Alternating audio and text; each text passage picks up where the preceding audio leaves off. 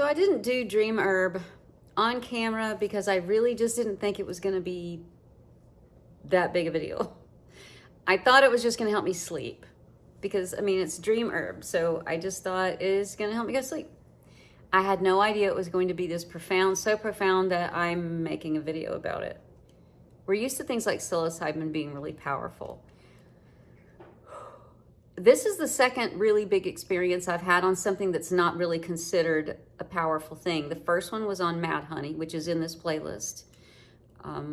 The other one, well, it's in the playlist on amanitadreamer.net under I Do Entheogens.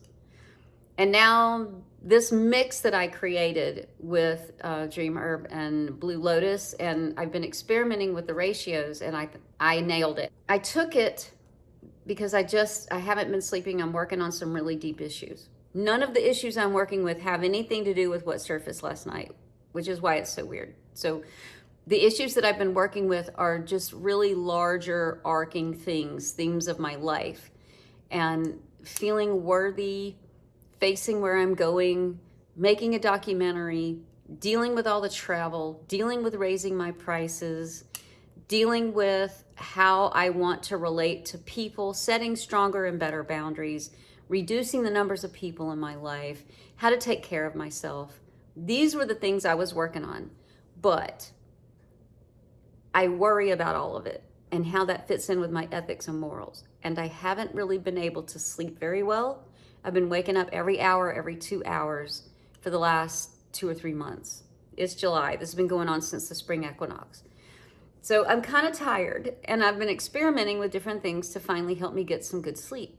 So I started with the Dream Herb. I started with Blue Lotus by itself. I worked with Dream Herb. I'd worked with some other things, muscimol, whatever.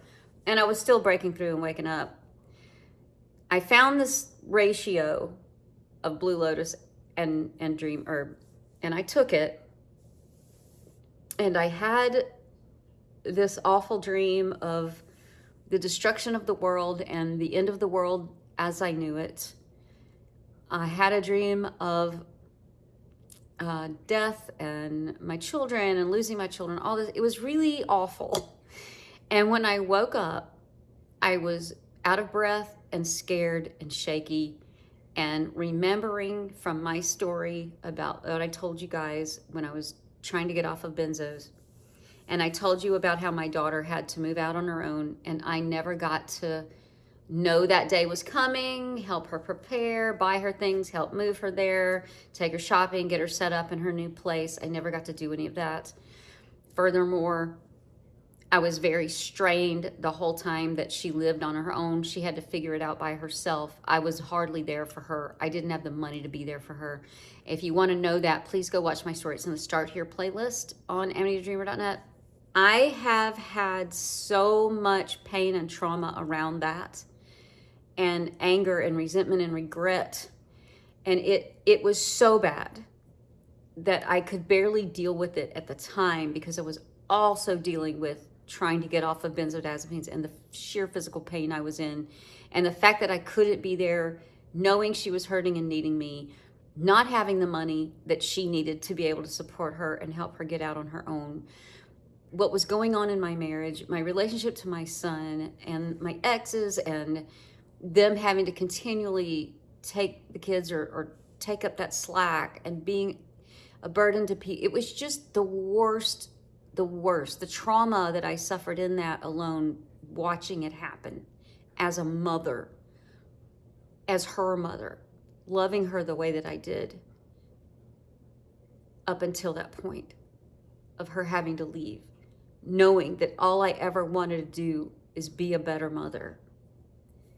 The way that she had to go, all of it.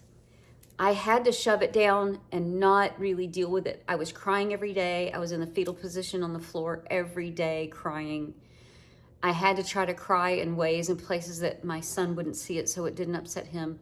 When she would call, I had to act like everything was fine, because that was absolutely not her burden to bear, and I did not want her to know that it was affecting me that way.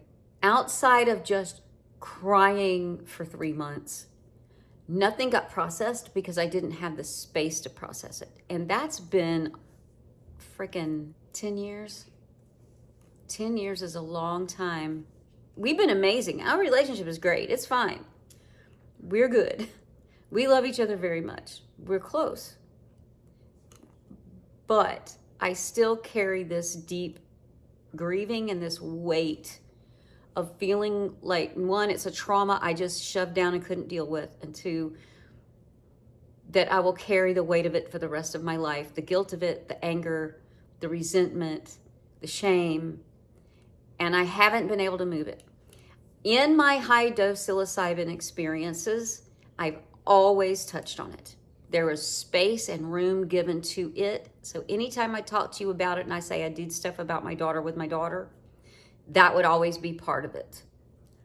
But I could just feel it in there brewing. Like I could just feel this big black darkness where that issue is, so that every time I go visit her, I remember it. It wakes up again.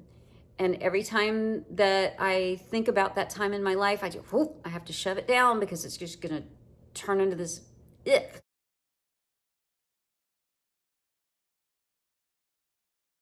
And I woke up shaking really bad, crying. I haven't cried about it in years. And loving her, feeling guilty, feeling angry all over again, feeling it like it had just happened again, and really reliving it and just feeling awful, like I had gone back in time. Just awful, just awful. And I felt shaky and negative, and I was telling myself negative things that I haven't told myself since I found Amanita and I've been on this journey. And it was negativity, worthlessness, all those old voices. And then over a couple of hours, I was able to text her and say, hey, I'm having these memories. And she was open and beautiful, and we shared and we talked about it. And I was moving stuff and memories were flying out. I was having new memories of things I'd shoved down, and I would have rounds of crying about it again.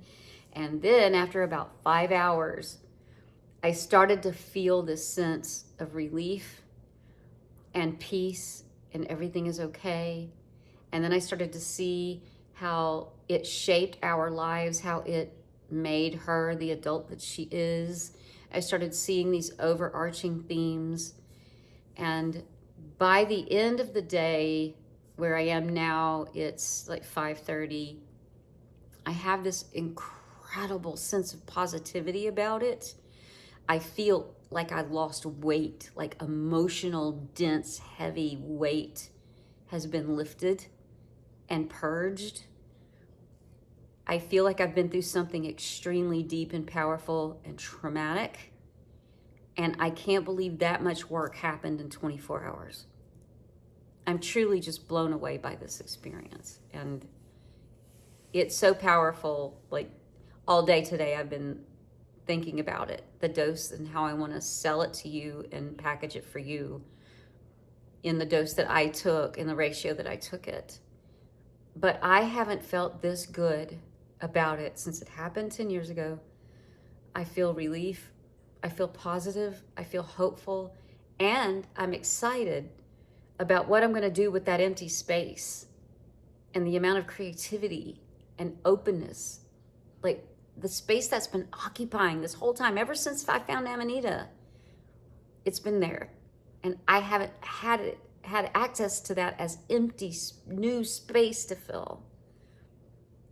So I'm excited to see what I'm going to do with it, what's going to come out of it. I'm writing a new book, but it's wild to me that this much work happened in one dose of something that I don't hear anyone talking about. And we'll see what happens and how it gets around the internet. But I hope that you all have as good or better of an experience as I did with it. And that's all I know to say about that. Mushroomvoice.com, that's my store. Support me, help me pay my bills, and keep Amanita Dreamer free for everyone who comes after you. I love you, beautiful people. Bye.